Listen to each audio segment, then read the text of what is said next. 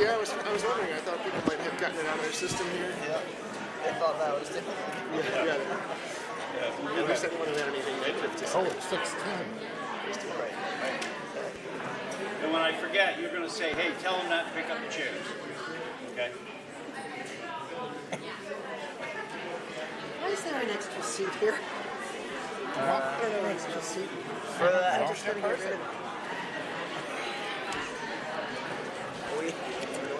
So do you want one of these on that end? I thought that could stay down here so I can pass some. I have to. So you just point it right here.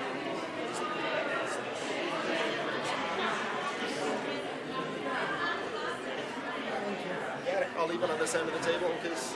Yeah, this time I really want, with questions with the budget and stuff. What? No. No. I think if you just kind of Give those to you guys. Great, thank you. It's a present from my heart, Tony. Thank you. I think in the past I used to just kind of go over this. Tony's ready. The one with the Take it. Yeah, right. You've done it a million times. Yeah, right. Principal, Level funded. all those many years. Everything was level funded. I better start studying. And I'd go to Tim Holbrook. He'd go, everything's level funded. I go, so that means we're behind, like 3%. Oh yeah. Where am I supposed to find that money? Was that seat for Paula? The fella's over there. She insisted she didn't. She's hiding. No. She said Dave used to sit there. I see. Yeah. Okay.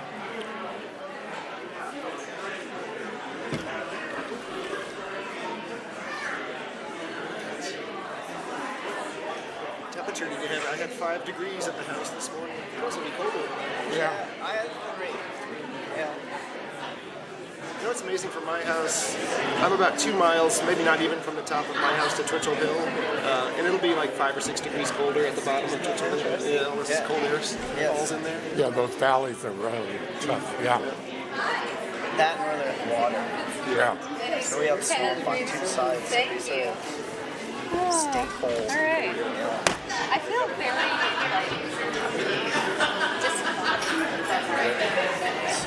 just here. Which one is this one? That TV? Yes, I do know a lot of people. But there are people like This auditorium? That's yeah. Some faces. All these old people. Jesus. Good evening, ladies and gentlemen. First, if anybody hasn't checked in yet, if you could go back and check in with Marlene, it would be appreciated. My name is Tom Daly. I'm your moderator. Want to welcome you all to the meeting.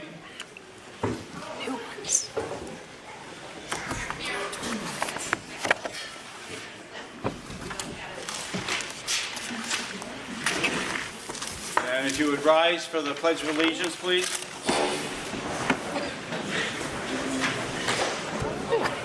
Where's the flag? Uh-oh. No flag. Uh-oh. We've been robbed. All right. Hold on. Is it up here? Is it behind the curtain? There it is.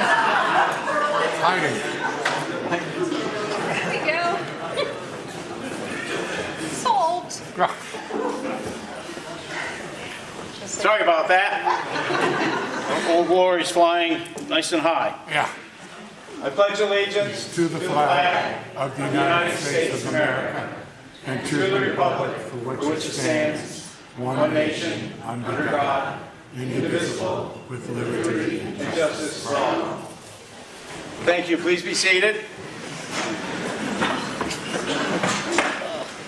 Okay, fire exits up here, right there, and out the back where you came in.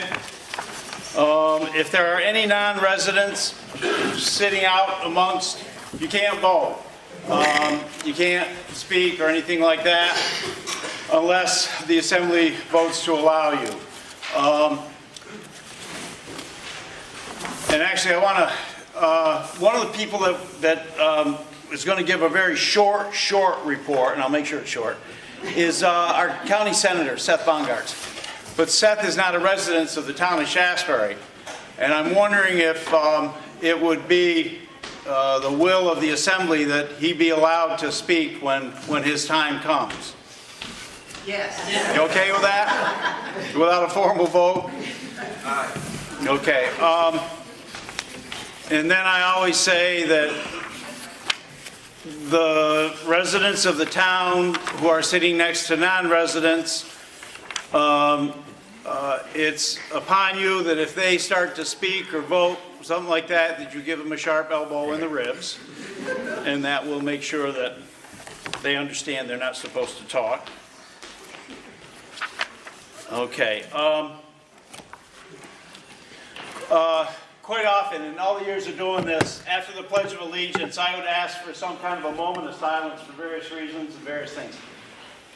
Tell you what I'd like to do, in lieu of the moment of silence.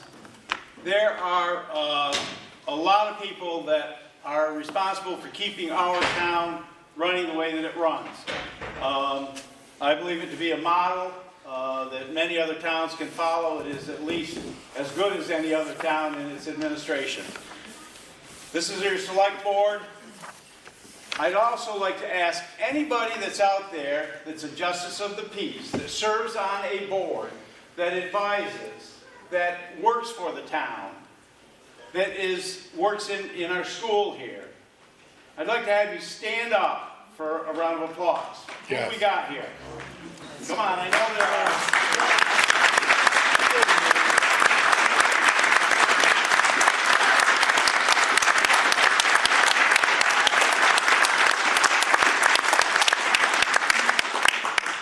Thank you, and we all thank you for your work in keeping our town going. Let's see.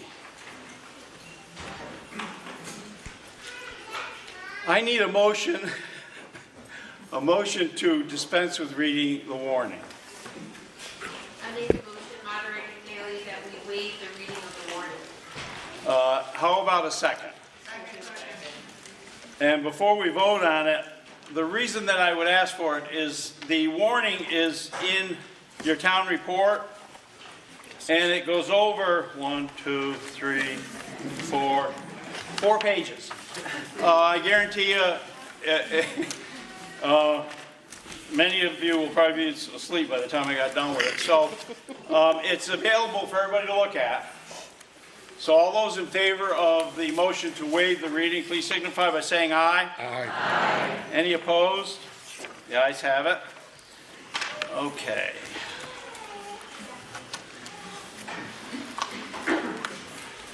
Naomi, you're the chairman of the Miller.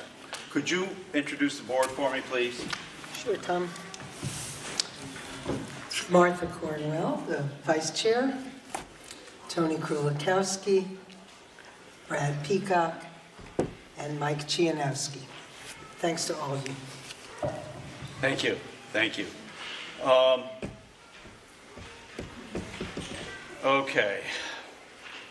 What I'm going to do is our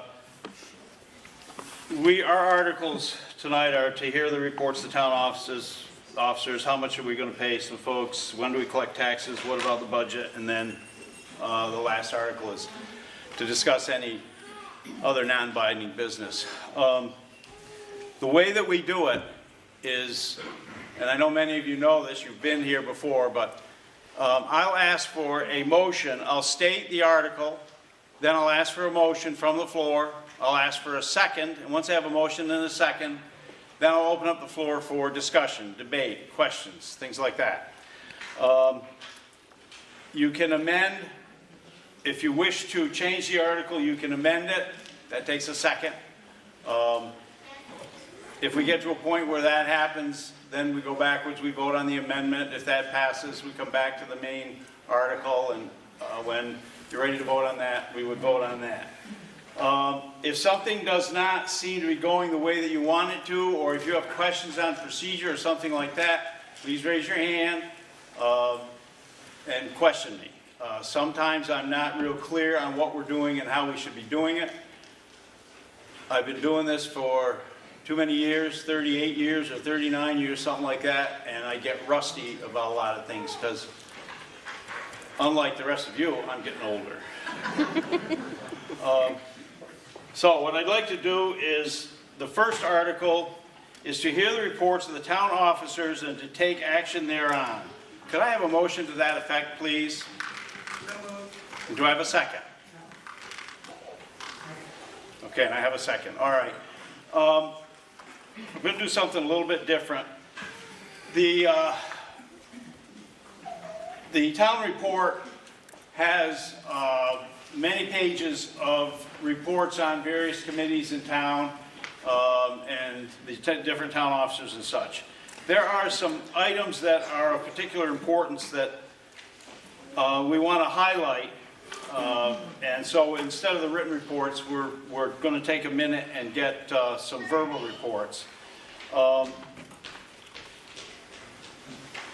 And this part's not that unusual. I'd like to ask Dave Durfee to come on up to the mic. Dave is our representative to the House. Yeah, come up here. No, come up here. Come on. Rather than have you back there. Yeah, go ahead. Thanks, Tom. Yep, So Dave this Durfee. is the one that is going to project out to the crowd, and that one is to Cat TV. Okay, can everybody hear me okay? Do you want to have a, yeah, you might, that might be easier. But you might get feedback if you get close. There you go. Okay. So, yes, I'm Dave Durfee. I'm the state representative, elected representative for Shaftsbury, as well as Sunderland and Glastonbury. Nice to see everybody this evening. I know that Tom already mentioned that we have Senator Bongartz here. I'm glad that we approved giving him a minute or two to speak to. I think it's the first time in the 25 years I've been coming to town meeting that a senator has shown up. So nice to be able to hear briefly from him. I'll keep my remarks pretty brief as well. There's a report in the town report that I wrote that talks a little bit about what the legislature did last fiscal year, that is. And I'll mention a couple of updates for what's been happening this year. We went back in January for the current legislative term, and we're at sort of the halfway point about that. We've been focusing on education reform, and if you picked up my report, I think they were all taken. You can read my take on education reform in Vermont. I think Seth will speak to that as well. If you didn't get a report and are interested, find me after the meeting and I can email you a copy or make sure that you get a copy. The governor, before the session even started, said that this was his highest priority for the upcoming legislature. There, in many parts of the state, were dramatic increases in property taxes over the last couple of years. So we didn't see that so much in Shaftsbury. Shaftsbury has had fairly consistent tax rates over the last decade, while in other parts of the state, they've seen double-digit year after year for going back quite a ways now. So there's a consensus both in the administration and I think in the legislature that we need to make some fundamental changes to the way that we deliver education, how we govern education, and how we pay for it. And that could mean some big changes. There is a piece of paper on the back table.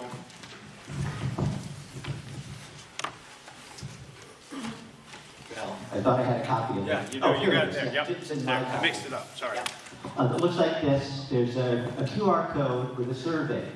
And I didn't produce this. It came from, I guess, from the speaker's office. I would encourage you, if you wanted to, walking by, take a picture of that, or get to that page and share your input. And again, you're welcome to share it with me too directly if you'd like to. I would like to hear that. Just the other broad sort of high-level topic, I guess, that I'll mention the legislature is thinking a lot about is the impact on state funding of the possible loss of federal funds. I didn't actually realize this until this year, but about a third of the state budget comes not from the income taxes that we pay or the property taxes that we pay, but comes from the federal government. And that includes a couple of big categories: Medicaid, health insurance, for many Vermonters, is largely funded by the federal government. Transportation aid, the highway bridge repair work, maintenance that's done, even the money that comes to every town that comes to Shaftsbury, heavily federal funded there. And education would be the other category, plus lots of other smaller things. So we're talking about a $9 billion budget. A third or more of that is from federal funding. There's a lot at stake there. So we're thinking, if we build our budget for next year, what would it mean if we lost any of that funding? And would we, where would we be able to make it up? So I think I'll stop there and invite Senator Baumgartz to step in here. I'll be around, so please feel free to find me afterwards if you'd like to chat more. Dave, thank you.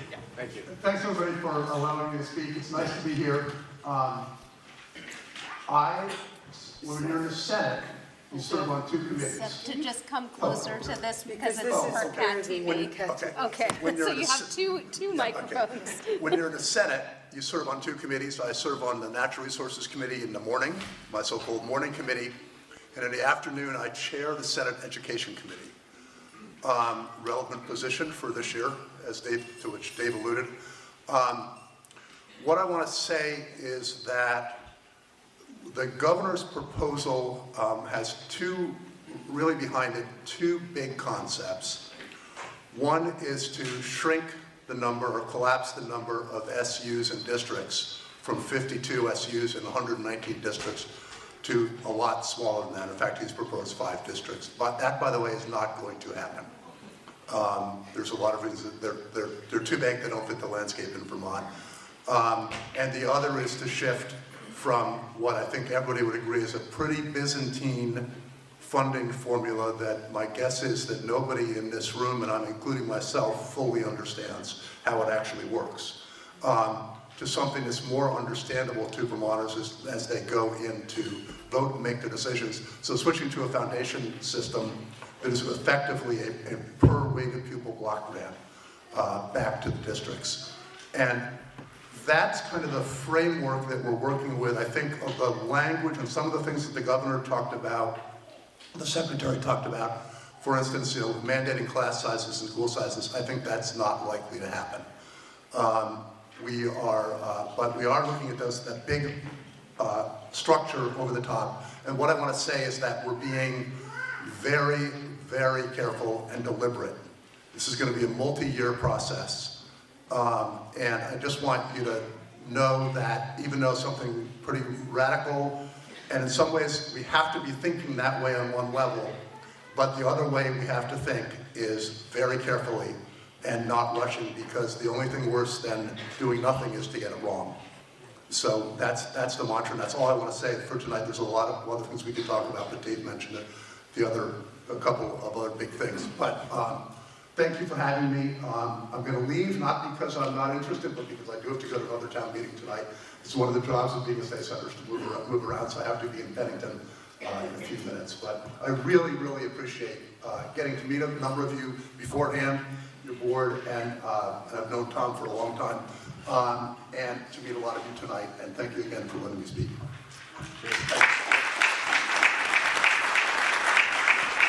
Thank you, Senator. Let's see, Tim Scoggins. Tim. Tim is on a statewide board.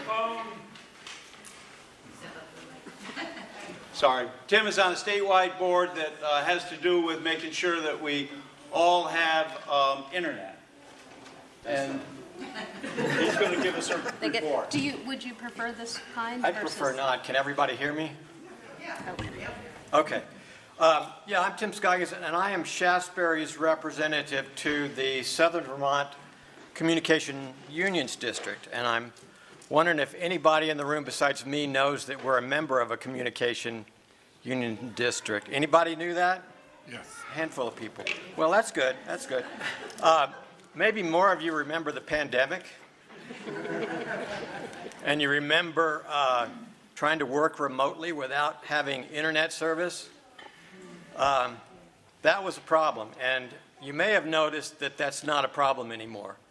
The Communication Union District was formed as a result of the broadband bill that passed in 2019, and it encouraged the union districts because at that time it looked like we really had to do it ourselves. We weren't going to get internet service from the state or from statewide as a blanket or from the federal government. So the model we had at that time was one communication union district, the first one, EC Fiber, which formed maybe a decade before that, had put together the model, the idea of local communities coming together and figuring out how to get internet service to them.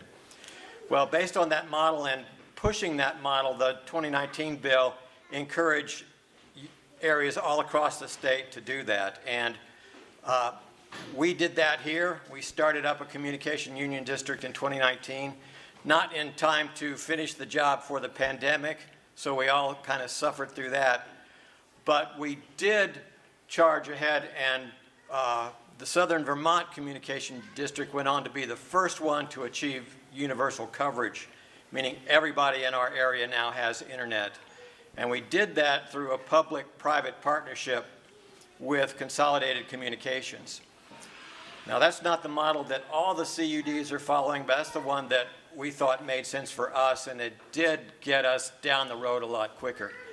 And you may recall we phased out the new network from Consolidated in 2 phases, and by the end of 2023, we were pretty much complete. And at that time, 95% of the homes and businesses in this area had high-speed internet service in the form of fiber optical cable, which is the best you can get. And that put us on par with anywhere in the country. I was bragging at that time that Bennington County was more connected than San Francisco at that time because our internet service was that good. And the way that happened was the CUD was able to act as a conduit for federal money that came out of the ARPA Act, the American Rescue Plan Act that was came out of the pandemic, that allowed a lot of rebuilding of infrastructure or building of infrastructure.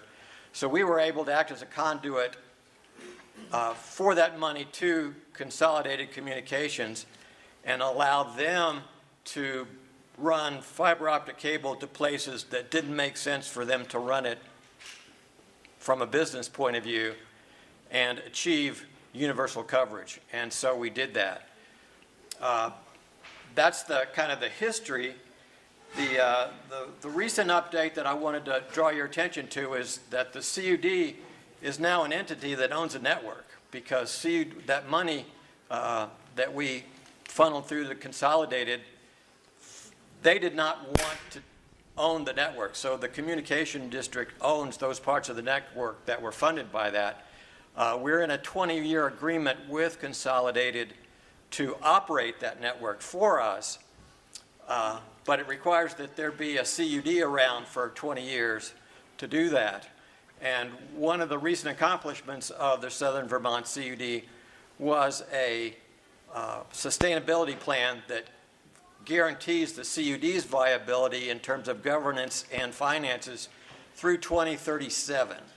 So we've gone a long way toward making sure that we're around to own that network, to govern it, to work with Consolidated to make sure things keep happening the way they are.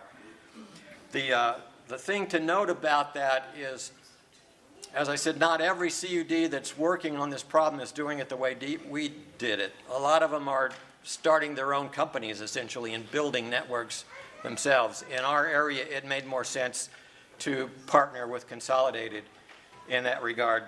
And there are a couple other CUDs that are doing it that way also. The Otter Creek CUD, which is around Rutland, and the Lamoille CUD, which is around Stowe, also have partnered with Consolidated for building out their networks.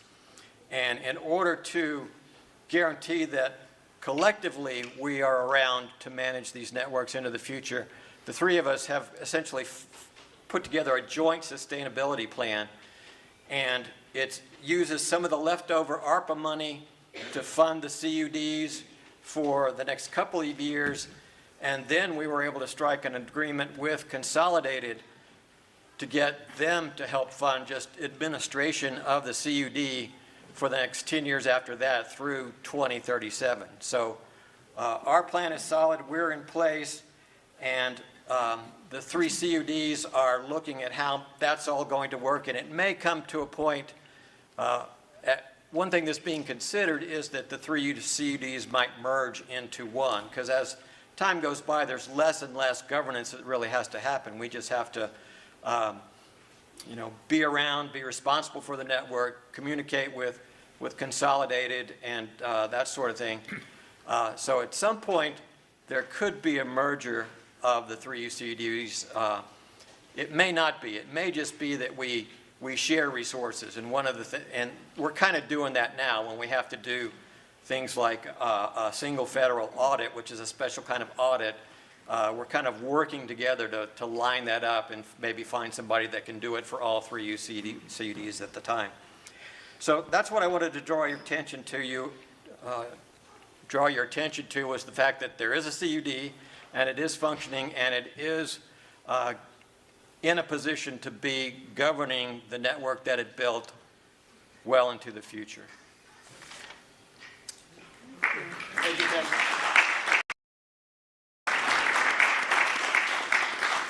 Dave Mance, the third. You're the tree warden for the town, right? I am. Okay.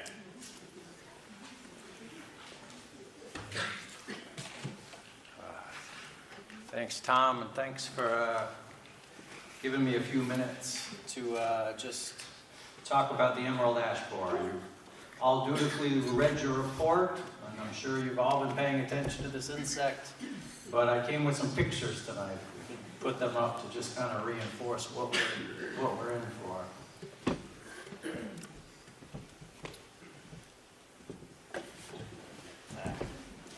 Flip to that. All right, so there is the insect. Actually, on the front table, there's one in alcohol, if you want to actually look at it. Dave, would it be easier to have okay, just so that you're not leaning over? Thank you. Yeah. The larva on the top left, that's what does the gallery. I was talking to Matthew Perry about this. He said the galleries look like drunk drivers. That's why they do so much damage. That's what we're up against. But the next slide, this is the important one that I just want everybody to absorb. On the tree, those marks are made by woodpeckers that are pecking at the larva, and we really need to notice this. You need to notice it in your yards, and you need to notice it tomorrow on your way to work, driving down the road, because this is what the town is going to be up against. This is part of Maple Hill Road. The town has a 50-foot right-of-way. You can assume it's 25 feet from the center line. The figure at the bottom right, the person, is 25 feet off. So you can see that all of those trees are in the town right-of-way, and in that particular shot, about 90% of those trees are ash. Probably in 5 years, rough guess, maybe less, maybe more, but they're all going to die at the same time. Now, factor that through the whole town, and you can kind of see what we're all going to be up against. It's going to be real hairy driving to and from our homes. When the ash fails, it often fails spectacularly. This is a picture my brother took down in Pennsylvania, where it's already come through. You can see the bark is still on those trees. They don't die politely, piece by piece. Elm, it just loses its bark and it kind of sits there forever and maybe drops a limb here and there. But a lot of reports from people who have dealt with this are saying that the ash comes down quick. I was talking to somebody who works for Greater Heights the other day, and the word he described was spooky. This is another part on Maple Hill Road. Those are all ash trees. This is those of you who burn wood, you can kind of see this is a stock shot from Oklahoma where it's also gone through. You can see that it's kind of like a punky piece of firewood. You can see this tree failed low down on the tree. You can see the bark still on the bowl behind it. The back roads are going to be the real problem, but this is 7A, just north of the Center Shaftsbury Cemetery. Every tree in that shot is an ash tree. This is a good spot for those of you who just drive the road who haven't seen the bird peck and kind of seen the damage that the trees are already starting to exhibit. This is a perfect spot to start seeing that. And then, of course, that's the municipal part of this, then the road right-of-ways, but there's also just homeowners who've got to be aware of this. This is Holiday Drive. This is a declining ash tree in somebody's yard. That's going to be a real hard tree to deal with, and it's probably going to be dead in a couple of years. So if you haven't made your plans, now's the time to do it. That's another one on Cleveland Avenue that's there. And so that's all for the slideshow. The big point of me getting up here is to really ask for both to bring awareness to the community, but also to ask for your help. We're forming a committee. The work is going to get into the granular details of how we're going to deal with this. It's going to unfold over the next couple of years. But before the trees leaf out this year, I would love to get help from the community, get out there on the roads and start identifying the trees. If we split up the work, it's not that big a deal. If you can just volunteer, if you can identify an ash tree, volunteer on your road. Let's look. Somebody from the state has offered a training that will come down and can kind of set us up with the technology we need if there's cell reception to just interface right through your phone. We have some old-fashioned paper forms. We could just do it that way. But if we can inventory and get a sense of where the real trouble spots are, then the town is going to be able to use that information to plan. And I'd love to do that before the leaves come out. So I will be in the back here for a little while. Tonight, you can also get in touch with me through the town website. And I would, obviously, people who know their trees, there's no reason not to participate in this. And if you're a little fuzzy on your tree ID, but you want to help, we can train you up, and we can, especially with the bird peck, you can learn how to identify an ash pretty quickly. So thank you very much.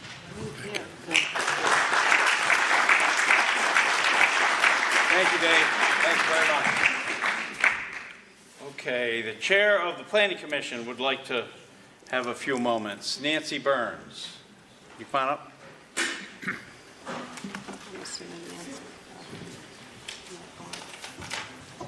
This? Sure. I think I'm okay. Can everybody hear me? Good. So last year, the Planning Commission was a little busy. I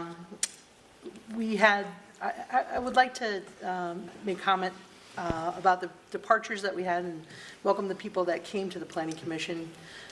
Chris Williams was with the Planning Commission for a very long time, and he retired, as did Martha and Naomi. And we welcomed Zoe and Emily and Michael to the Planning Commission, which has been great. We did some work regarding a little thing called the Freepoint Solar Proposal, which was my first meeting, which was pretty awakening. We took a lot of public comment during the time that it was presented to us. We tried to listen to what people had to say. In a lot of ways, our hands were tied because of at the time, our current energy policy. But we did, in the end, make some suggestions to the PUC. well, no, actually, to you guys. Well, yes. To the select board. And then they had a chance to make those recommendations to the PUC. Once we made our way through that, we decided that it was really important for us to have an enhanced energy policy, which we worked diligently on over a number of months. We had a few public meetings. People were giving feedback as to what they wanted to see. And then we crafted that policy, sent it along to the select board, and eventually we have an enhanced energy plan. There's some really good pieces to having an advanced energy plan. It gave us a little space to decide what we wanted to see as far as energy production in the town and and how we wanted to see it. There are goals that the state wanted us to think about, not necessarily meet, but to think about over the next 20, 30 years. But it also allowed us to take a look at the type of power that we could create in our town, including solar and solar arrays and windmills. And so we made a few little, I don't want to say concessions, but we kind of reeled in the amount of size of solar arrays for the town to 5 acres. And we also talked about the size and the decibel level of any windmills and where they would be placed. And so I felt like we had some very good work with that advanced energy plan. Along with that energy plan, if anything ever did go back up to the PUC, we would have a better chance of stating our case and having them listen to our case. So it was great to get that done. And then since then, we've been working on subdivision regulations, and that's kind of where we are at now. Paula Eichen, and our latest person is our new zoning administrator, Carlin Mickle. Thank you to all of them.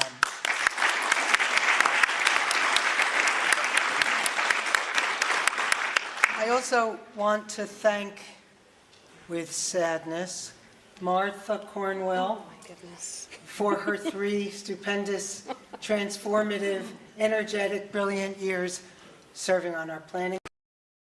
Thank you very much. Thank you.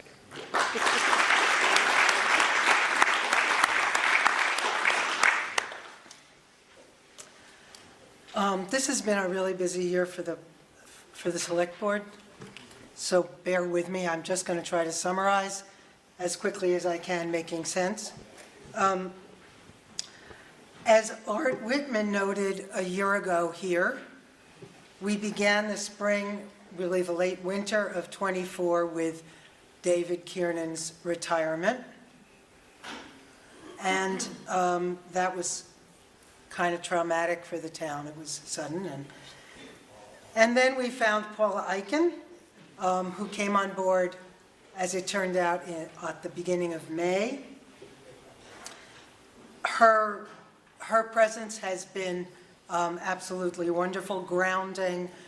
Her intelligence and her warmth and her common sense are palpable and I think make the town function in a very vibrant and grounded way. Just before David left, Joan Vargo retired too, our bookkeeper, and we brought on a new bookkeeper, Tiffany Mays, whose skills are in a whole different realm than we had really expected. And they allowed us, first of all, to bring payroll in-house, which saves the town a lot and also makes life easier for the employees, the other employees. And she also kind of catapulted us into the 21st century with a bang, a big bang. She has a lot of knowledge about systems, state systems and computer systems and money. And then the latest person to join us, I'm going to say it again, is our new zoning administrator, and I think she's in the back, right? Carlin Mickle? No? Oh, no. I was misunderstanding. Oh, okay. Carlin's not here, but Carlin is currently training with Shelley Stiles, who we all miss, but Carlin is a great replacement and is apparently, kind of picking it up like a magnet, to a hearing aid or something. And one last personnel thing to report. During the summer, we converted Jen Holly's multiple roles into one larger role. We now call her operations coordinator. This allows us to vastly expand the already large degree to which we take great advantage of her talents and her dedication and her generosity, and we can now take advantage of her 7 days a week, and we do. As operations coordinator, she continuously makes the functioning more efficient in a whole lot of different ways, saving lots of money for the town. One recent example is her renegotiation of our 3-year contract with Comcast. In each of the 3 buildings we own, the 2 firehouses and Cole Hall, well, soon to. But we have Comcast contracts, and she just renegotiated them, saving us $426 a month, which over the course of the 3 years comes to $15,000. Go Jen, right? And that's just her kind of modus operandi. She's also been at the heart of transforming our digital life. So the website has been vastly improved. If you haven't been on it, I urge you to go. She's created an e-newsletter and made an active presence for us on Facebook and Front Porch Forum. She's facilitated our compliance with the new state laws about Zoom access to all public meetings, which is a very difficult thing to arrange, and Jen has nursed us all through it, including all the committees. And she's helped the town understand and implement the new requirements for cybersecurity, which are probably only just beginning, right? But she's been right on that. In general, I want to note that Vermont government is becoming more formalized every day. And this puts an increasing burden on municipalities to do things in a more formalized way. So I'm not going to bore you anymore with listing them, but I just want to draw your attention to the fact that this is happening and it's likely to increase. And it means that if your town government seems to be getting less flexible and more worried about protocol just a little, understand that it's being done to comply with new regulations and rules. I don't expect us to get really rigid. Wouldn't happen with the people we have here, but just so you know. Paula has spearheaded a much-needed updating of our personnel policy, and we're making our way through all our forms and bringing them into the 21st century, wording and all. And speaking of the 21st century, I'm not sure exactly what dirt roads are supposed to look like in the 21st century, but whatever it is, Mike is on his way. And I mean, they have been continuing diligently, grading, crowning, ditching, and bit by bit, the water leaves the roads better. And it's a beautiful thing. At the transfer station this year, a new shed has gone in, which anybody who goes there is aware of. And a new compressor has been acquired at some cost. And new payment policies were implemented. And those created a little bit of furor and distress, and the intervention of a constable was required, and Shelley and Greg were really very patient and loving, and it seems to have resolved itself. Thanks greatly to Constable Fran Buck, and who was there doing his thing. This year, the Energy Committee that was formed last spring has gotten up and running and is getting ready to advise us on energy-efficient retrofits in the new building. That's the happy news about new committees, and the sad news is what we heard from Dave Mance. And that's going to be an ongoing and, in fact, very expensive as well as dreadfully sad event in our town. And really, I just want to second again what he said. You know, it's really, if you have a moment to spare, you should volunteer. Because we really need to identify all the ash trees along the whole 68 miles or whatever of roads. And we have to do it very fast. It has to be done by April. So, and then there's going to be a committee, an advisory committee for that process going forward, forming. There will be an announcement about it on the website soon, so anybody who's interested in serving on the longer-term committee should keep your eyes out.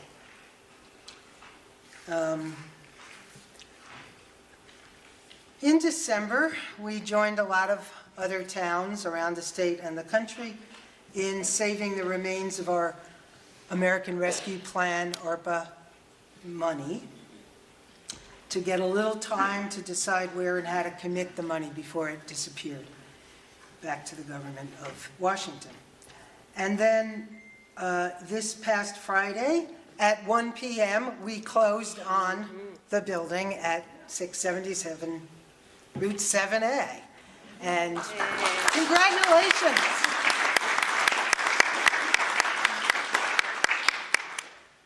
So lastly, I have an update about that since our last meeting. And I think this is very exciting.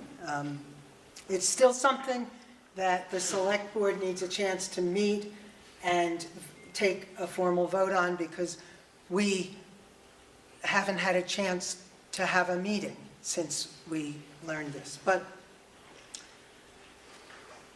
we did get a solid bid on the cost of the vault for that building. So when we had our vote meeting about the building a couple of weeks ago, there was a lot of concern, and that was a good thing, about how are we going to pay for the vault. And at that point, we thought it might be $150,000. The bid came in at $110,000. But still, we do not have plans within the remainder of the ARPA money for that. So Paula has been working on the problem and has suggested to the select board that we fund it completely with a combination of withdrawals from existing funds. She sort of poured through them and figured out which of the funds have how much in them and how much can be taken and what their mandates were for their use. And so she is suggesting that we draw, $67,000 from the George Hawkins Fund, which would leave $80,000 of the principal in place, which is how the board has treated that fund historically.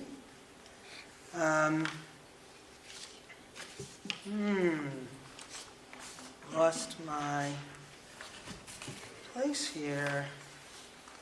Oh, yes, $30,000 from the host town tax fund, which currently has $52,591 in it. That's the landfill host town agreement with TAM created that fund. Am I right about that? And $17,000 from the Vault Restoration Fund, which is part of Marlene's town clerk funds. It doesn't appear on the town budget. So that comes to 114,000, which will cover us for the vault, plus 4,000. So this is, I think, very good Very good news news. that we got, right? I mean, it's sort of so good, I can't believe it. Yeah.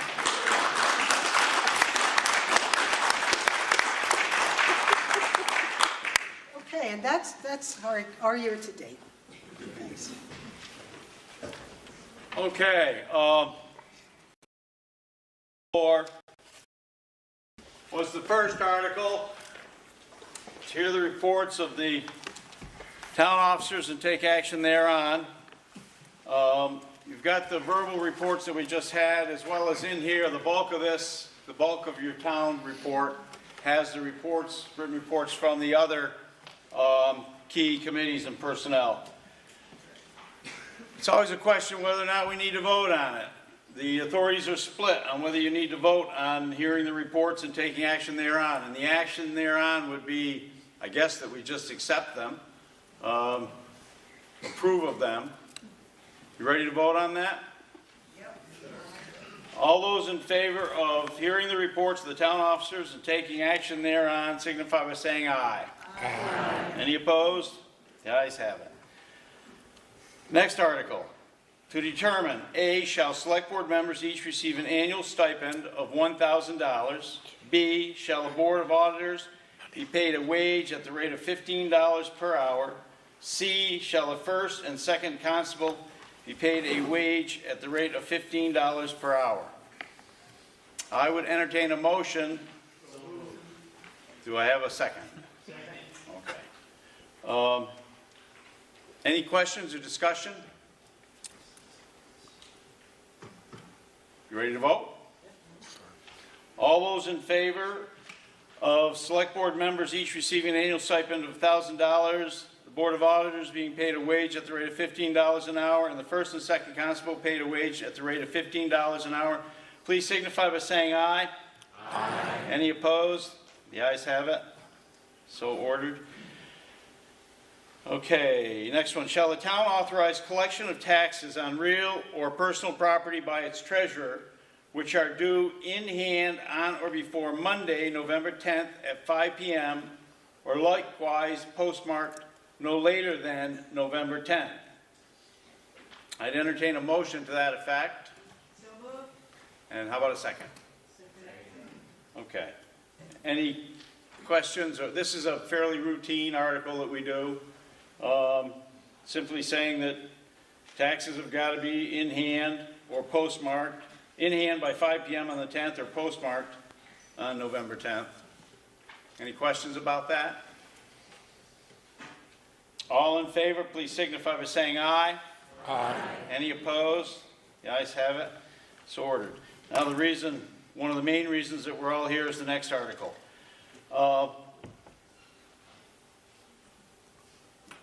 Shall the town appropriate the sum of $2,972,493 to defray the town's general and highway expenses for fiscal year 2026? The amount of such sum to be raised by property taxes and to be reduced by non-tax revenues and reserve funds. I would entertain a motion. So moved. How about a second? Second. All right, the budget. It's in your town report from pages 24 to 36.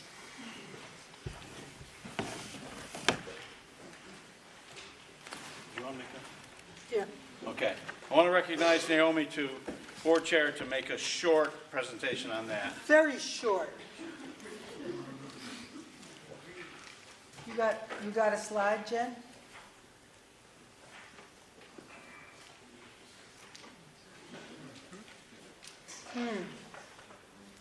Well, that's very, very visible, but I bet the people on Zoom can see it really well.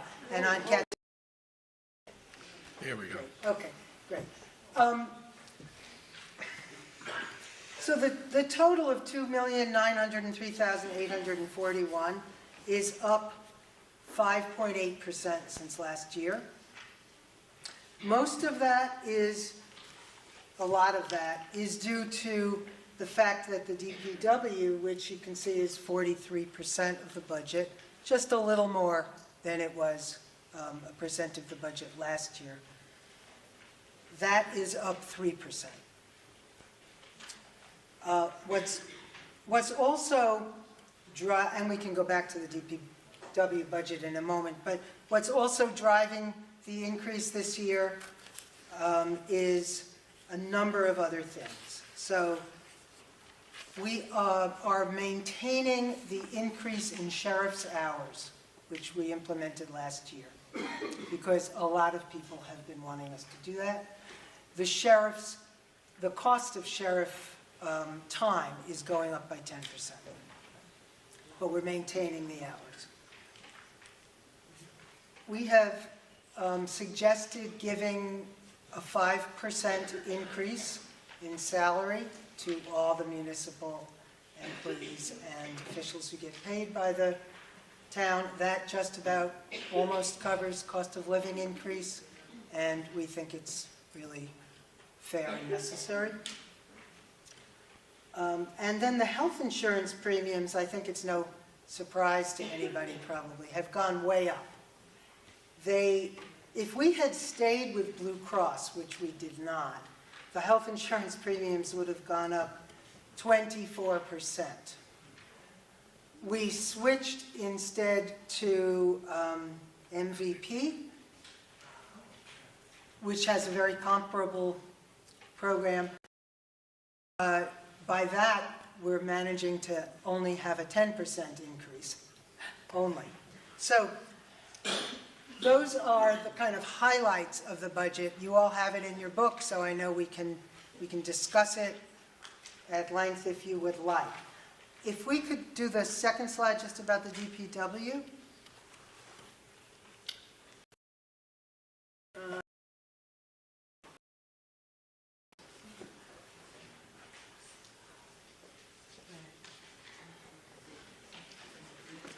So we bought 2 new trucks. There's not a lot to say about this, really. We bought 2 new trucks, which were absolutely necessary and which cost a fortune. They cost about twice as much as they would have cost 5 years ago. And also, there's a big increase in the cost of gravel and diesel and metal and wire and all the things that make the Department of Public Works move forward, make our roads as good as they are. So I'm going to leave it at that because I know we've been talking a long time and people can raise whatever questions you want as we move along.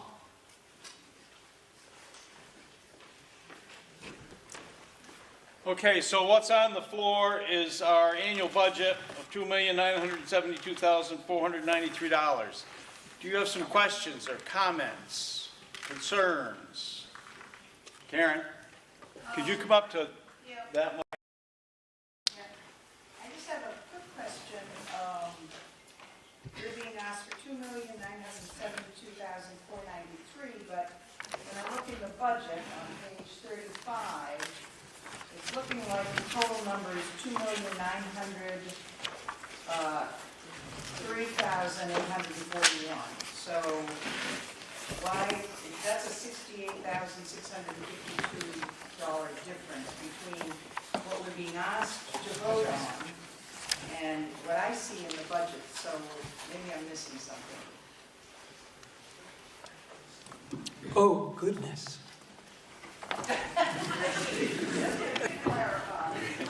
I think I have to pass this question to Paula. Depends on where you got that number, because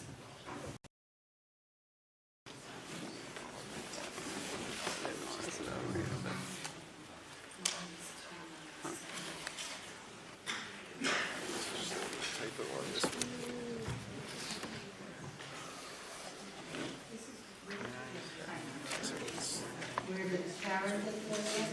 it's on page 35. No, I'm looking on 35. And then there's the warrant. Oh, it's wrong. It's on the warrant. I am as well. Yeah, but then I'm looking over here to the warrant.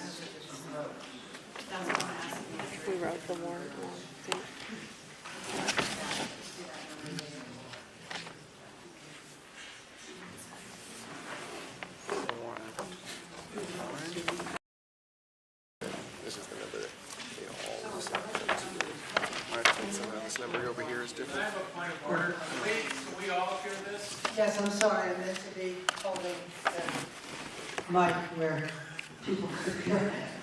You know, I'm going to say something about this. I'll say something practical, which is that the select board chair and the town administrator became new at the same time, with nobody to tell us how to do basic things. I mean, people helped us a lot, but they didn't know what we didn't know, and we didn't know what we didn't know to ask. So there have been things that fell through the cracks, and all I can say is it'll be a lot better next year, but it sounds like we need an amendment. There was somehow a mistake in the warning, not in the budget. So we are asking you to approve the amount in the budget. What's the correct amount? The correct amount is $2,903,841. So moved. Okay, got a motion, how about a second? Oops. Yes, it is. Tim? May I speak? Yes. I just want to check, I can't tell on the fly, if the number in the budget includes the community appropriation, which it looks like it does. Yeah, that may be it. And the budget we approved tonight should not include the community appropriations, because those get voted on tomorrow. That could be it. That's it. No, that's not right. Isn't that right? No. Lon, could you please explain that? I'd appreciate it. I'm sorry, Tim. The appropriations are all part of the total budget. If the town votes down a number, then no money has to be raised for that particular appropriation.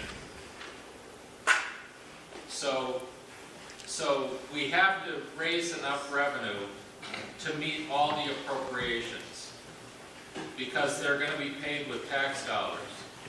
If a particular appropriation is not approved by the voters, then when they set the tax rate, they're going to reduce the tax rate a little bit, because they're not going to have to pay the appropriation that was not approved. If we don't set the tax rate, if we don't set the budget based on this, and an appropriation is approved, we're not going to have enough money to pay all the appropriations. Well, the tax rate is not set tonight. No, but you have to approve a budget that allows you to cover all the appropriations.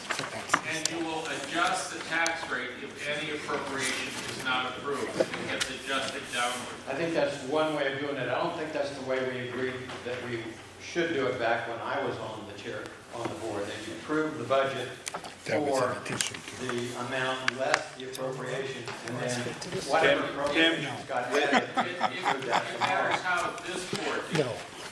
And a clarification, if you look on page 34 and 35, those items, appropriations, are listed and totaled and then included in the $2.9 million figure. Could you, Ron, could you wording in what we're voting on, that you'd say something like, to be raised if there's non-tax revenue, or It already says that. It's in, yeah. but if it actually addresses appropriations, if there's anything that is not approved by the voters, that it would be less than.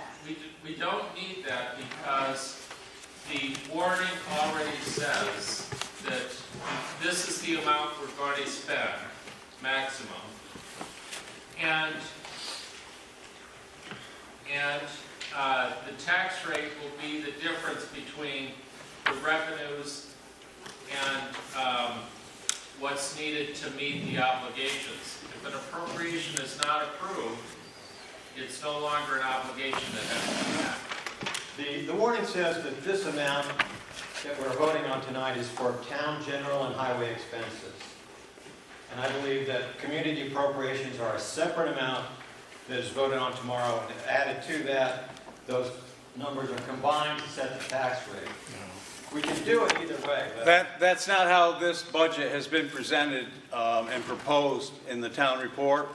If you take a look at page 34, the bottom of page 34, on over to page 35, that's the list of each one of the appropriations, and they're included in the total figure, the 2.9. right, I see that, and it can work that way, but I contend that the way that should be done is you vote tonight for town general and highway expenses, and then tomorrow you vote for charities, and then you add those two numbers together to set the tax rate. But I'll leave it at that. Thank you. So which number is correct? This one? No, this one. We have an amendment on the floor to change the amount that's in the warrant article from $2,972,493 to $2,903,841. We'd vote on the amendment first before voting on the actual budget. Are you ready to vote on the amendment? All those in favor, please signify by saying aye. Aye. Any opposed? The ayes have it. It is so ordered. So now we're back to the main motion that's on the floor, which is, shall the town appropriate the sum of $2,903,841 to defray the town's general and highway expenses for fiscal year 2026, the amount of such sum to be raised by property taxes and to be reduced by non-tax revenues and reserve funds. Other questions, concerns?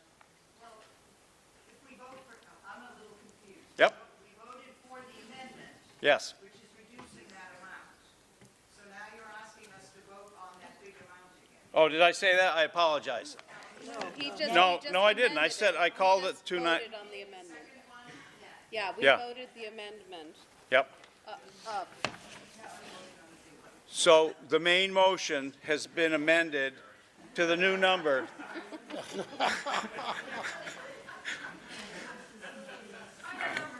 Then, no, this is good. We need to have it. So if we vote, the motion that we would be voting on would be that the budget would be the $2,903,841. Okay? Yes, sir. You want to come on up to the mic, please? And give us your name for the record.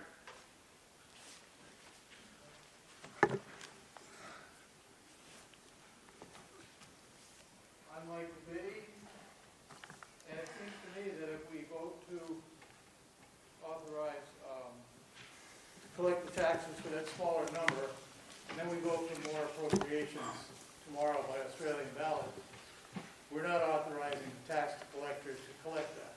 So I think we should be voting on the larger number. You can.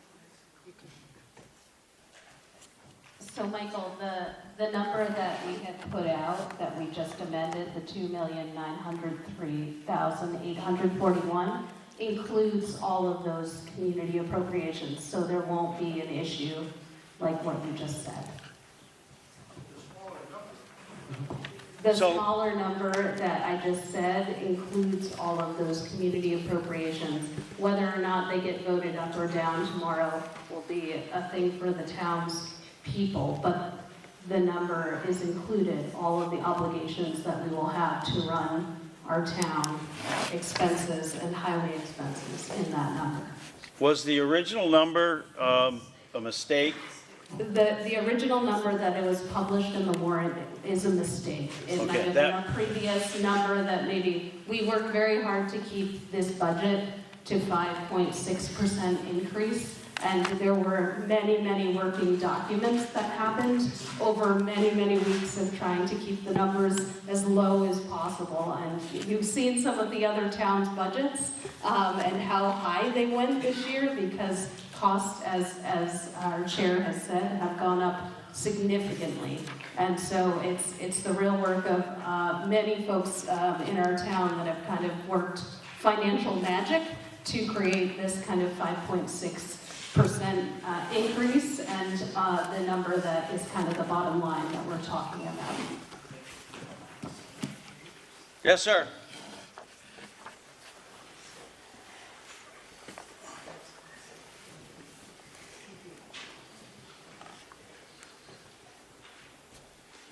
Mike Day. Question on the items listed under community appropriations of the total $42,725. There are a number of items that are, I assume, not designated any funds toward, including some of the libraries and a few others, those that are designated NA.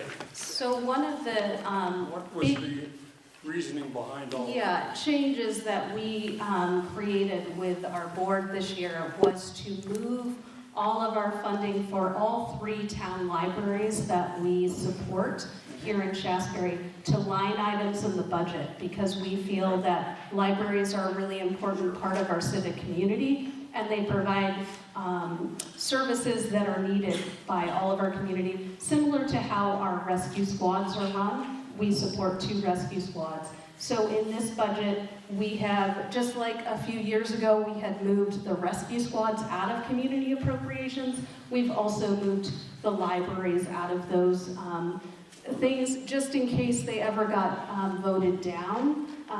Those libraries really depend on our contributions, and it's kind of a zero-sum game. You either get it or you don't in these community appropriations, and it was getting to be kind of a high-stakes game. And so they've been moved, and there is a item, page 22, 27. You can see where all of our 3 libraries are.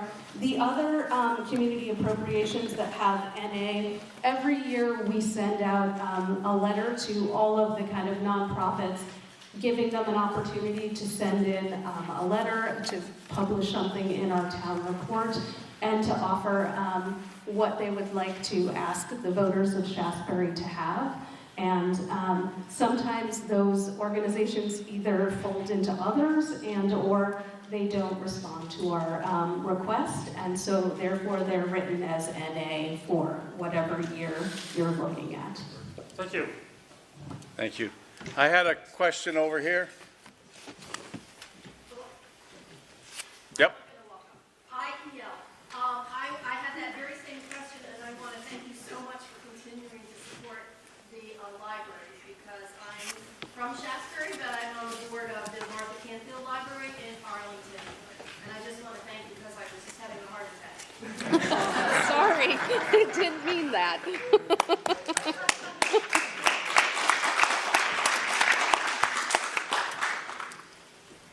Other questions or concerns?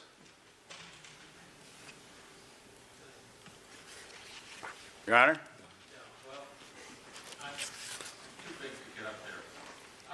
So, the one thing I'd like you to ask you to do about this budget is that I'm anxious, to put it mildly, about the money that would come from the feds through transportation to the state, to the town. And one of the things the board ran into 12 years ago was, because of Katrina, a big loss of state funds for highways and those sorts of things. And we formed a committee to come up with some contingency plans if we didn't get like highway funds we were counting on. And because you may be faced with the same type of circumstance, now would be a good time to start asking yourself, what are we going to do in construction season, where you're doing a lot of the road maintenance and projects going into the fall, if those funds don't arrive as expected. Because if you don't get those funds that you were counting on, that's a big hit. And how do you make that up mid-year when you've already set the tax rate and started collecting taxes and it's not going to be enough? So I don't know there's going to be a problem, but I'm just anxious enough that I would encourage you to start planning for that if the state funds don't appear. Thank you. Thank you. Thank you. You ready to vote?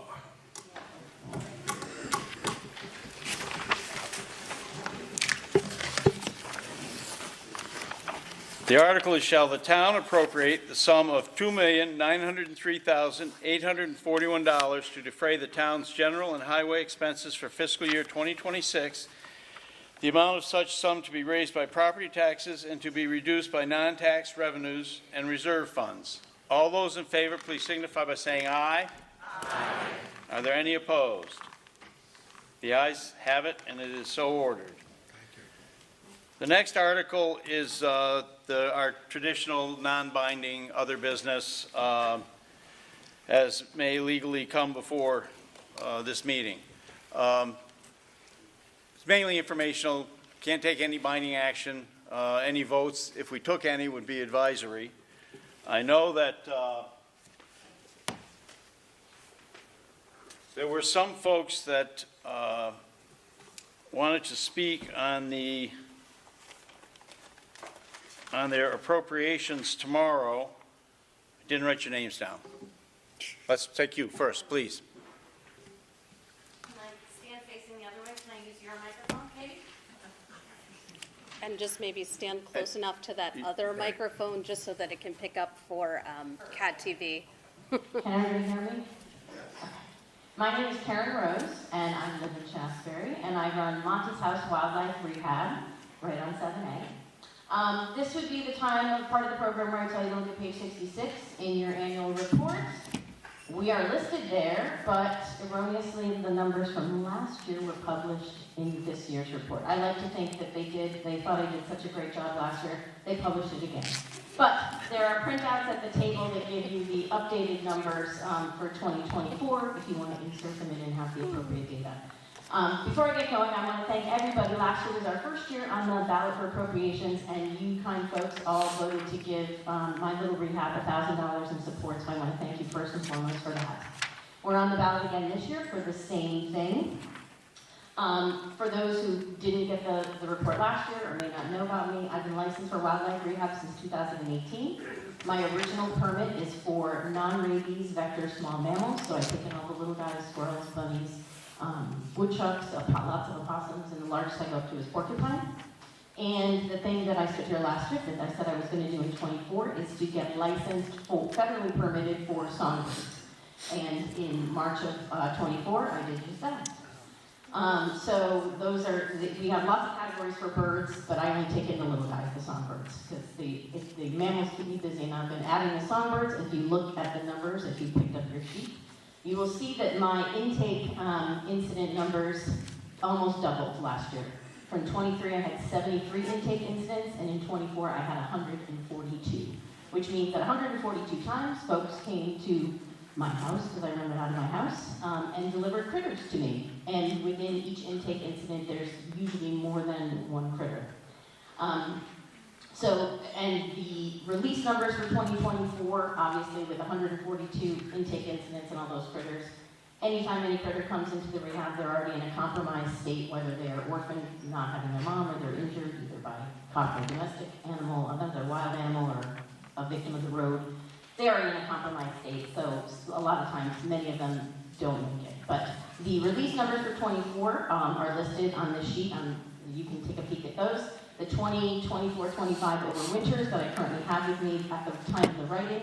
I have a very interesting critter. If you don't follow on social media, I'm on Facebook and Instagram under Monty's House. You'll want to take a peek at her. I have a leucistic or an albino porcupine. So she's white. She's pretty cool. And statistics will say that they're about a 1 in 10,000 birth rate. So she's a pretty cool critter. She came in mid-November with a bad case of mange, so she's hanging out with me until the spring, until all of her fur grows back.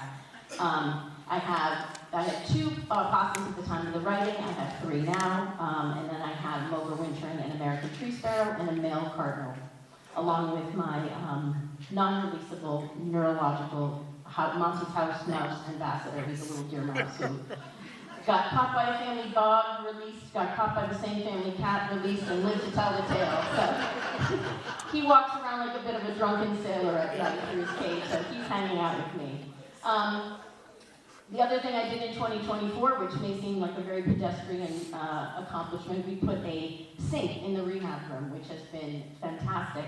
Instead of taking litters of critters into one of the bathrooms to take care of their feeding and toileting and cleaning and all that stuff. So the sink was put in, so that was one of the things we did this year, or in 24. And again, we're asking for $1,000. Most of that money goes for the support, obviously, with that many critters hanging out in rehab over the baby season, which will start pretty soon here. My baby season typically runs from the end of March, beginning of April, all the way through October.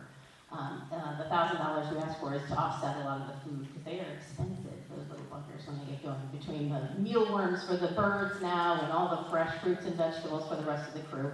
But I certainly appreciate your consideration tomorrow and a vote for yes for Mountain's House.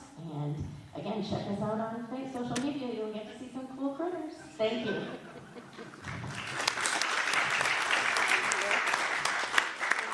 Yes, you're welcome.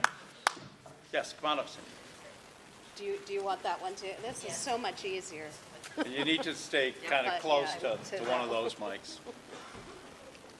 Hi, I'm Cindy Luce. I am also a Shaftsbury resident, and I'm the Executive Director of Bennington County Habitat for Humanity, which the town has been very generous to us for years and years, and I thank you very much for that. We are on the ballot again tomorrow, asking for $1,850 again. And I am excited to say we're doing a lot in the town of Bennington, but Shaftsbury, we have a couple of houses that we've built. But I would ask if anybody knows of land that is available in the town of Shaftsbury, come see me, email me, whatever, because I'm looking for land in the southern part of the county, because this is where a lot of our applications come from.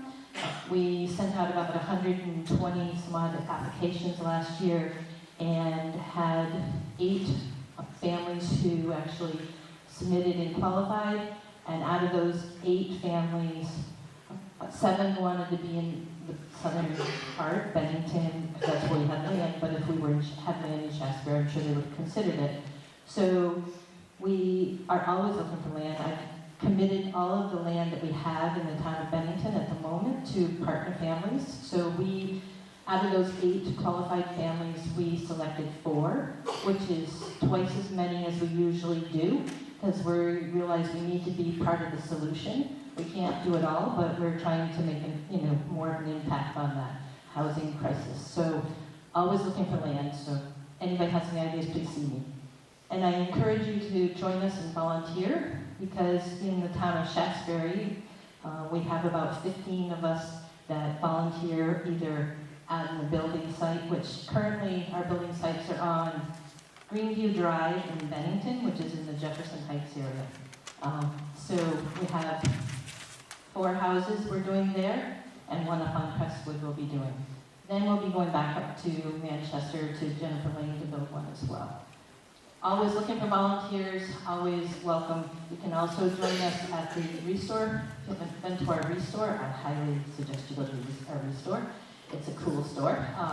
It's on Memorial Avenue in Manchester, and it's open Wednesday through Saturday. And so if you're looking for furniture, come check us out. And if you have furniture you're looking to get rid of, reach out to us at Restore at BenningtonCountyHabitat.org. And Tiffany, our manager, will respond to your inquiry, because that's how we really operate, so through your generosity. A couple other dates I really want to invite you all to is when we are ready to sell a house, because that's a big point I want to make sure everybody understands. We don't give our houses away. We sell our houses to our partner families. So they all have mortgages, they pay taxes, and they pay insurance, just like we all do. So we are about ready to sell our house at 5 Greenview Drive, which is a 4-bedroom house going to a family of 6. They are moving out of a 2-bedroom mobile home into our house that they're buying. And so on the 15th, Saturday the 15th, at 1 o'clock, we are doing what we call home dedication. And so that's open to the public, and I encourage you to come see it, because it's really cool to see the kids get all excited because they know that they're moving in soon. So if it all goes well, closings, which we know can be not easy, we're hoping that closing happens on the 18th.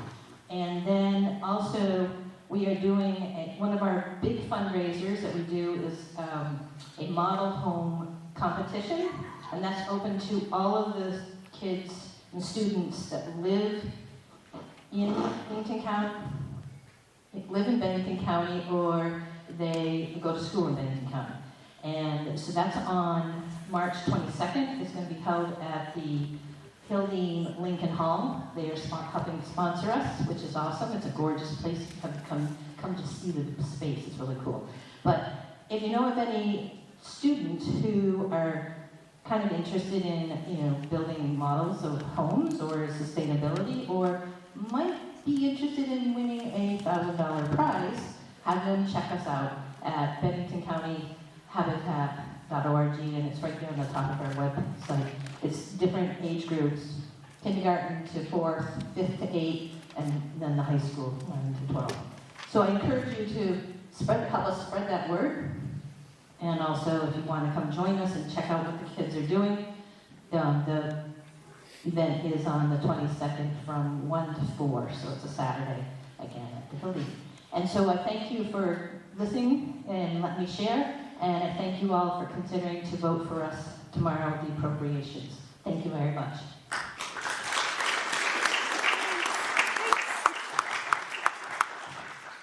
Sarah?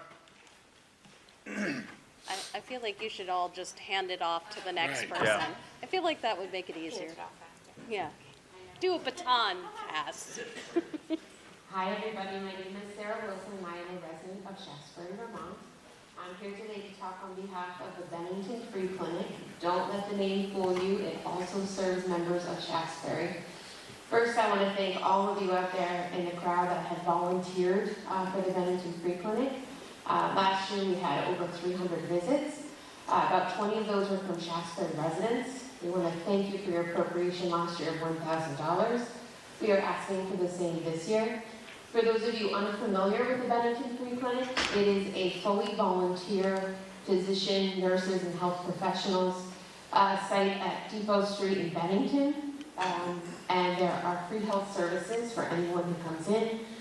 Typically, we serve the people with no insurance or the underinsured, but we will keep people to do any kind of health referrals in the community. So we thank you very much, and we ask you again for your support this year for $1,000 for appropriation. And again, that's the Bennington Free Clinic. Thank you.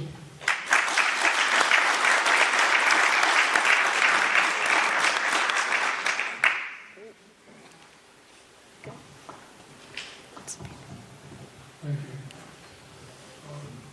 My name's Ed Connolly. I live on Harvest Hills. I have two things. One, I don't see Habitat for Humanity in the listing for appropriations. I don't know if it's on the ballot itself, but I didn't see it. It's Bennington County Habitat for Humanity. It's the third Item- line on the. Item 4? Yep. On page 16. 16. Okay. Yep. It's not, okay, I didn't see it on the list here. Yep. On page 34. So, the second thing is just an inquiry, and it may not be appropriate for here, but I think to talk about the speed limit on Lamb Road. The speed limit is posted on Lamb Road.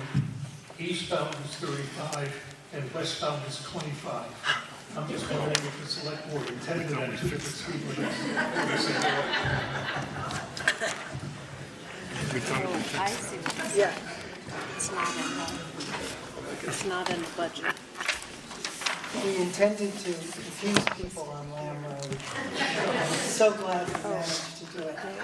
Thanks for telling us. There was a lot of those around town, and I think we thought we'd gotten them all, but we'll check that one out. Very confusing, yeah. Yes. Yes, thank you. No, just to clarify his question, in our budget, we don't have a line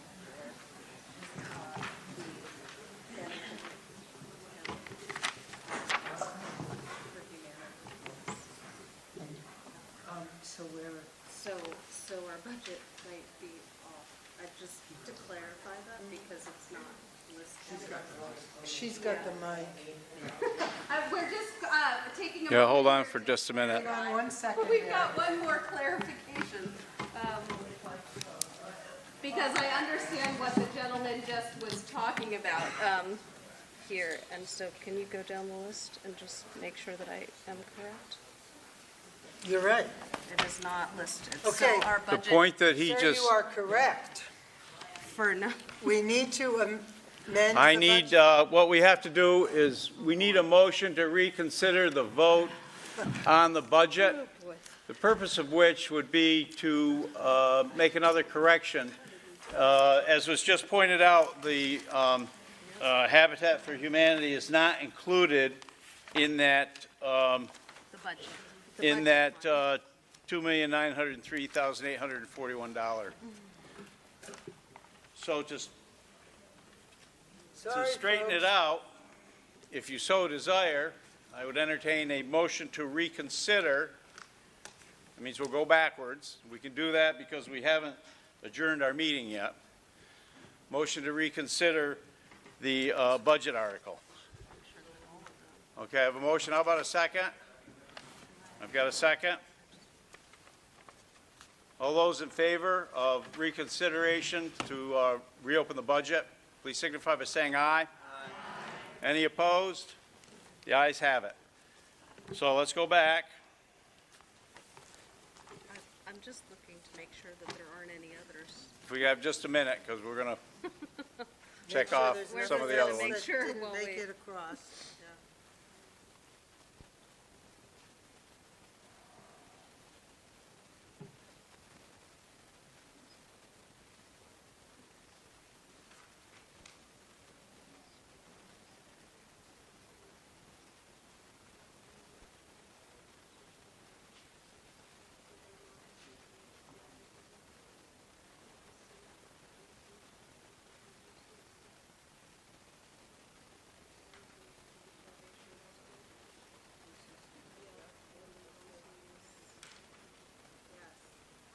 What's on the ballot and what's on the budget are correct, except for that one. So it was $1,000, So, No, 1850. 1850. Yep, it's a level funding, yep. and it's not included in that final It's budget not number. In the final number, yes, of that Okay. 2,009,000. Can I make a comment? And I don't know the answer to this, but I think it's worth considering. There's a reason, I believe, that we vote for community appropriations by Australian ballot. And now what we're proposing to do is insert a line item into the budget for a particular community appropriation, and I'm not sure that we can do that legally. Well, let's get a motion on the floor first, Okay. please. I would make a motion that we increase the budget by $1,850. Do I have a second? Okay. Now I'll open the floor for discussion. Your Honor? Judge? So, what we decide tonight is how much money we're going to raise by taxes. No. Yes. That's what we're voting on. And then the measure says to the extent we have other income, it can offset the amount we raise by taxes. So if we increase the budget by $1,850, we're allowing them to raise tax money to meet that $2,900,000 and approximately $5,000. And so we can do that. Whether the select board grants the money without it being a voted on appropriation, or whether it's on the ballot tomorrow, that's a different issue. The only question is, will we allow the town to raise up to $2,900,000, approximately $5,000 yada yada yada dollars in taxes to be offset by other revenues? So what we're really trying to do is, again, correct another error, an omission. that would include it would include it in the final budget figure, but not approving it, because tomorrow is when it'll be voted on to be approved. Right, if it's on the ballot to be approved. But what we have to do tonight is set the maximum obligation of the community for tax dollars. And the town is saying, this is the most you can tax us this year. We know our taxes will actually be less than that because they're very good with bringing in other revenues through the state and grants and everything else that will pay some of those obligations that the taxes would have to pay. And so the amount of tax money we'll actually need is going to be less than that $2,900,000 and approximately $5,000. Yes, Tim. I don't want to throw any more sand in the works. I think we should get through this and go on. But I do want to make the point that we went through this a few years back when I was on the select board, and this is not the way that it's supposed to be done. We're double voting on the community appropriations. The way it's supposed to be done is you put the number forward in the budget that is the total town budget minus the community appropriations, and then you vote on the community appropriations tomorrow. Because what would happen if I rose tonight and said, I don't want to pay for Habitat for Humanity, and we passed a budget that subtracted Habitat for Humanity from that vote, and then tomorrow the citizens voted to include Habitat for Humanity, where would we be? Your motion would be called out of order because it's a ballot article for tomorrow. It's not a floor article for tonight. No, it wouldn't. We would be able to reduce the amount in the budget amount is up for debate. A person can stand up and say, I don't think we should pay for Habitat for Humanity. Let's reduce the budget by $1,000. That could pass. And the instructions to the select board would be that we don't give money to Habitat for Humanity. And then tomorrow we could go and vote for it again. So my point is, in future years, we should go back the way we figured it out before. We looked at this up. It's called double voting. It's not the right way to do it. You pass the budget, less community appropriations. You pass community appropriations tomorrow, and you add them to that number. Tonight, whatever it takes to get through it. Thank you. Karen? I just want to be sure we're not leaving anybody else out. Yep. I did go through, I just did that, so I went to, 22 appropriations for tomorrow. yep. And I've got 27 in the budget. If I take out, Some I want of you to them. tell me, we're taking out the library and McCullough, Bennington, McCullough, and Canfield. Right. Was there anything else? Because there's still two more. Recipe scribes. I have 22 listed that are not NA on the budget lines for page 34 and 35. I have 22 lines, so you are correct. You have 22? I have 22 lines. I'm trying to do 27 lines. Because we just kind of went through. But we compared them. We compared them to what was in the Australian ballot to what was in the pages 34, 35. Right. The other one, I think I counted, but I'm going to count again. Karen, could I ask you to come up here and... So it's the there's a Shires for Kids or something, what is that one? 122, that's the Shires. Is that That's, out? nope, that's zeroed out. Okay, so then that makes all sense. There should be 22. Yes, okay. I just want to be sure we're not leaving. Art, Can I just? you good with that? You good with the way the numbers are now? They line up? Okay. Okay, I would just like to briefly respond to Tim's concern and say, what we'll do is we'll check with the VLCT and see what they recommend as practice for this. Thank you for bringing it up. Now we can Okay. Now we can bring this to We can Aaron. wreck to If- Aaron. Sorry, Aaron. That's okay. I'd actually Are you talking on this, the floor article? No. we No, haven't- okay, no, yeah. sorry, I'll call on you in a minute. We need the microphone back here. Oh, we have another one. Yes. We're getting town meeting So, yeah. magic. It's magic. This is democracy at work here. We know we're governing ourselves because we do it very poorly. We're amateurs. So We're if all my, volunteers. if my math is correct, the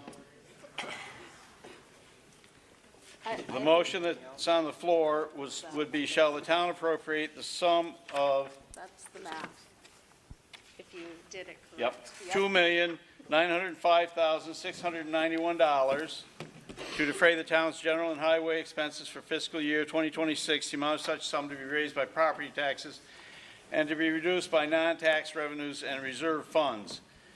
If we vote for this, it corrects that error where one item was omitted that shows up tomorrow. Any questions? Ready to vote on it? All those in favor, please signify by saying aye. Aye. Any opposed? The ayes have it, and it is so ordered again. Okay, now, Now we're back to under Aaron. the article Thank you, folks. thank you, to transact any other non-binding business. So we had Aaron, I think. Who's Aaron just, had yes, the- come up yeah. here, please. Back to the mic again, but you're going to come up here. Okay, makes it easier. Just make sure you're talking into this as well.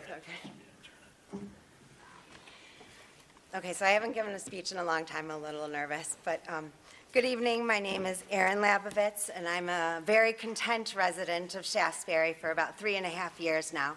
I'm also the AmeriCorps Vista at Lake Perrin, and I'll be moving into the executive director position when my Vista term ends at the beginning of April. The citizens of Shaftsbury have generously supported Perrin Recreations, and we're really grateful for that support.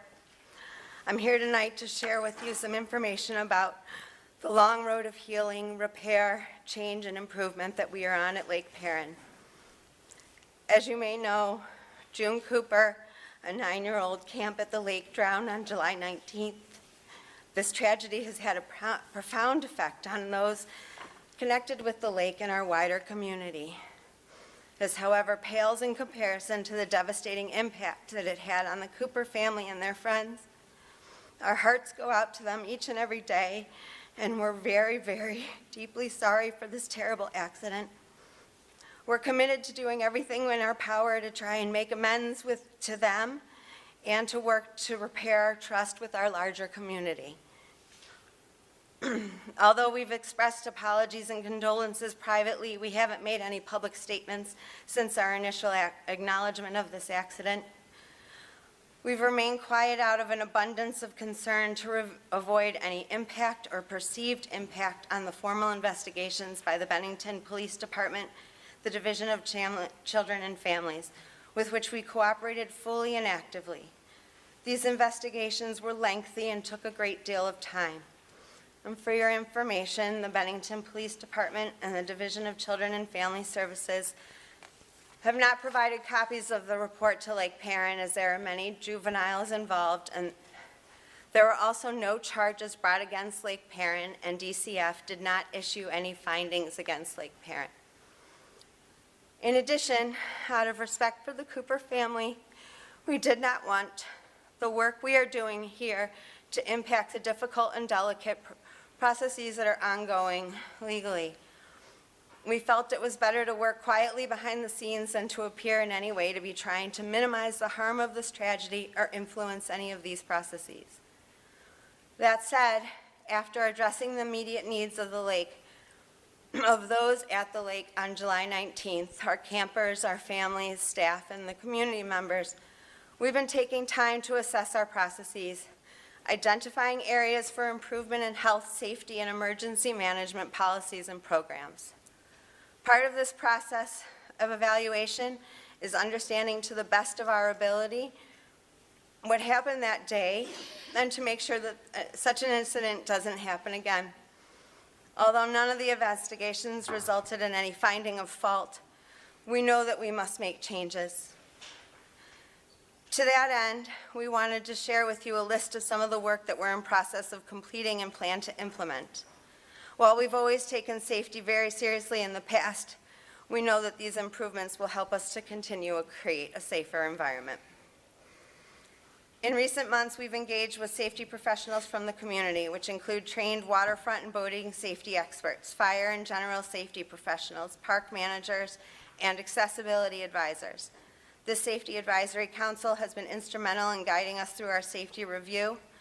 Moving forward, we will continue to collaborate with these experts and others to ensure that we stay up to date and proactive in our approach. We're also facilitating open conversations with community members to reconnect, address concerns, and answer questions to the best of our ability. We share our plans and we're working towards rebuilding trust. We're reviewing and updating our policies and procedures that will be developed after practices and drills to improve preparedness and confidence in handling real-life scenarios. Our designated swimming area is going to be resized to improve safety, including splitting our swimming area into a youth swimming area and redefining our shallow areas. Using our We Do vote, we will prioritize weed removal from the swimming area to improve health and safety of the lake and our patrons.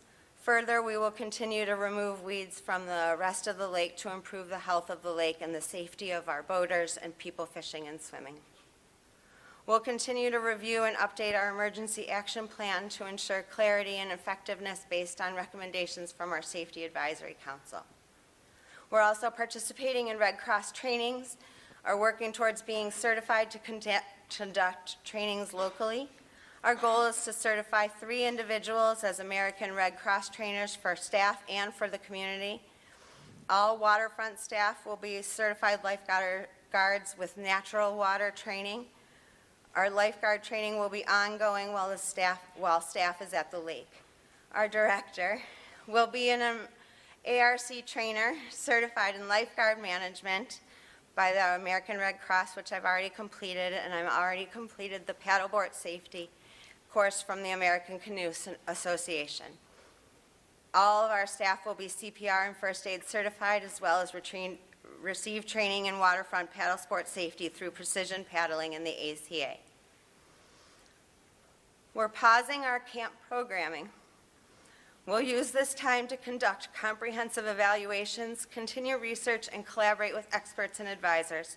Our goal is to ensure well-informed and thoughtful approach to safety operations for both camps, renting the lake facility, and any future programs hosted at Lake Perrin Recreations.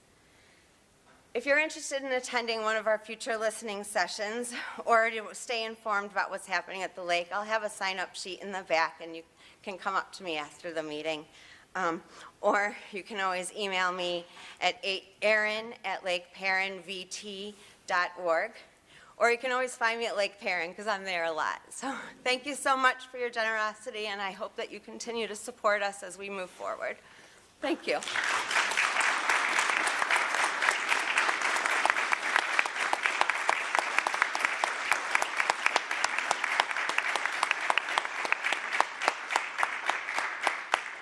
Thank you, Aaron. Somebody else? Yes, sir. Michael.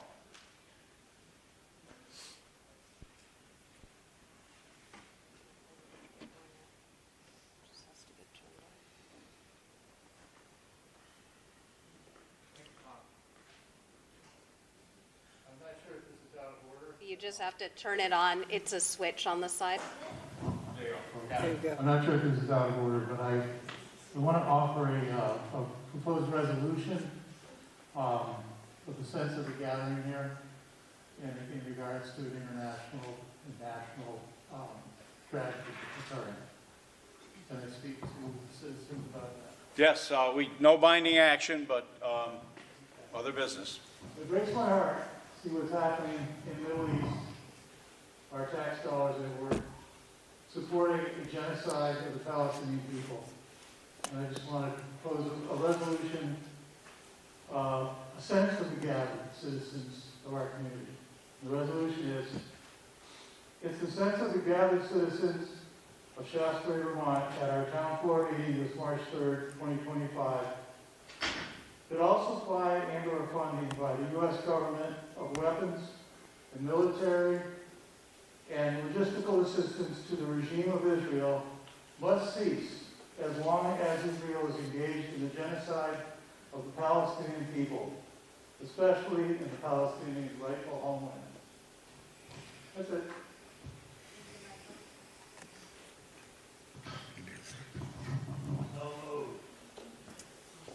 We have a second? Is there a second? Yes. Okay, the point of this is advisory only, not binding.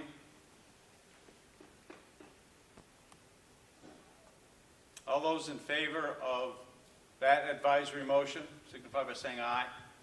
Aye. And those opposed? Okay, the ayes have it. Thank you, Michael. Who else have we got? Yes, sir.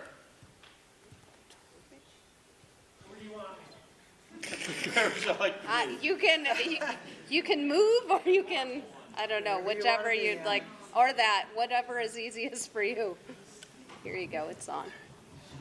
I'm Alan Baker, live in Shaftsbury. I want to thank the committees that worked so hard on figuring what to do with Cole Hall. I went to a meeting when they had a lot of special meetings. Like, why are we having a special meeting? They go back to the minutes. So I went back through all the minutes, and they twisted themselves in pretzels trying to figure out what to do. And I just thought it was pretty impressive. It worked out the way it did. I'd like to have another special meeting so we can decide what to do with Cole Hall. We can't keep both buildings. So, and then I'm going to talk about WPTN. We're on the appropriations. Anyone who wants to have a radio show, you want to come play your bongos? You can come play your bongos. Anyone can come and do anything they want within, that's the pay reason. And in light of some of the world issues at the moment, everyone lives on their cell phone. And we know, or at least I believe, many countries have a way of turning them all off immediately, including our own. And if you didn't have your phone, where are you going to get information? WPTN is a generator. And everyone has a radio in their car. So we can get information and not go crazy because this thing isn't working. That's what I used to do for another cell phone.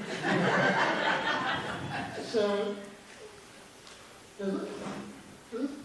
for WPTN is for everyone to do whatever they want. Any show, you want to talk about chiropractic, come in and talk about cracking bones. And it's called, you can have a live call and people can call you in. Call up and ask you questions. And just as a resiliency thing, to have that available if the fecal matter hits the Glazer fan, we have some way of communicating. It's not, I've seen things on the news where people go through the tunnels in New York City and their phones don't work. As soon as they come out, everyone's going like this because they're paranoid. It's only been 60 seconds. Imagine that goes on for days. So come do your own show and support being resilient in the future. Thanks.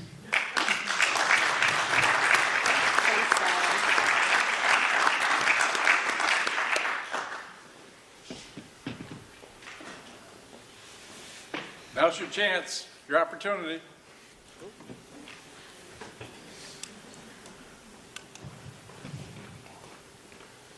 Thank you. Prepared to be wildly unpopular. My name is Tim White. Tim, could you go over next to that also? I think we want to double check the budget numbers. I believe DNA and hospice is double counted, so the 5225 is double counted. Oh dear. And the 1850 from Habitat for Humanity. So their actual sum on page 35 should be 39,350. Okay. So VNA Hospice 5325 is double counted.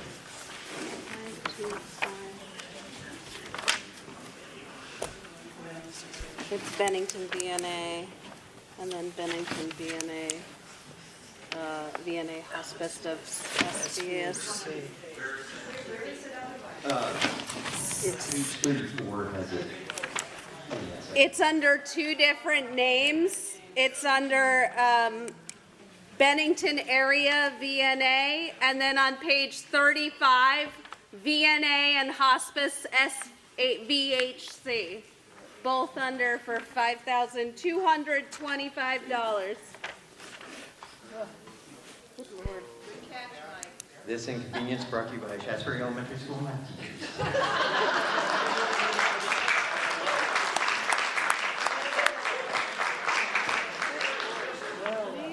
This is turning into...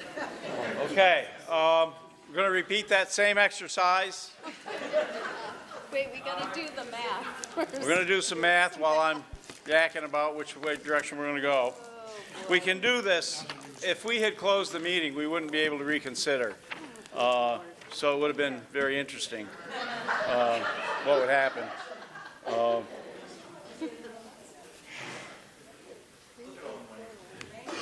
I need a motion to reconsider the budget. So if we didn't do it, we'd end up with a surplus of 5275? Is that right, or whatever that is? Right. Yes. Well, wait a minute. Yes, we would. We just end up with a surplus. Right. $5,000. Yes, yeah, that's correct, yes. I vote for that. Okay, so, let's see. So I guess I'd say does anybody disagree with that? Does anybody want to bring a motion to reconsider and go back and fix things? You kind of had enough. No. Okay. Well, I think we've got a budget surplus this year. They've done a good job. Yeah. I have a motion to adjourn. It's been seconded. It's not debatable. All those in favor, please signify by saying aye. Aye. And opposed? The ayes have it. Thank you all for coming. Please leave the chairs. They are going to take, the custodians will take care of it themselves. And to note, tomorrow voting is at the town garage, 7 a.m. to 7 p.m. We'll see you there.